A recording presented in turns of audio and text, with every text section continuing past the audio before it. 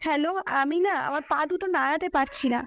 মনে হয় আমার পা অবশ হয়ে গেছে। আমি আর কোনোদিন হাঁটতে পারবো না। সুরঞ্জনার বয়ফ্রেন্ড বলল, "তাহলে তো তুমি শারীরিক প্রতিবন্ধী হয়ে গেছো।" সুরঞ্জনা কেঁদে, কেঁদে বলল, "আমি এখন কি করব? তুমি আমাকে তো ভালোবাসো। তাহলে আজ আমাকে বিয়ে করো।" সুরঞ্জনার বয়ফ্রেন্ড বলল, "আমার মা-বাবা তার একমাত্র ছেলের বউ যদি প্রতিবন্ধী হয়, এটা কখনোই মেনে নেবে না।" সুরঞ্জনা বলল, "তুমি বিষয়টা একটু বোঝার চেষ্টা করো। তুমি যদি আমাকে এভাবে অবহেলা করো, তাহলে আমি কার কাছে যাব?" সুরঞ্জনার বয়ফ্রেন্ড বলল, "আমার পক্ষে সম্ভব না। তুমি আর কখনো আমাকে ফোন দিবা না।" এই বলে ফোন কেটে দিল। সুরঞ্জনা অনেক কাঁদলো। সকালবেলা সুরঞ্জনা হুইল চেয়ারে বসে মাহফুজের খোঁজ করতে লাগলো। খুঁজতে খুঁজতে সুরঞ্জনা মাহফুজের বাড়ি চলে এলো।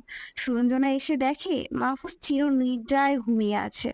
মাহফুজের এই ঘুম দুনিয়াতে আর কেউ ভাঙাতে পারবে না। তার এই ঘুম যে মহাকালে। সুরঞ্জনা হুইল চেয়ার নিয়ে এগিয়ে মাহফুজের লাশের দিকে গেল। লাশের পাশে একটা চিঠি দেখতে পেয়ে চিঠিটা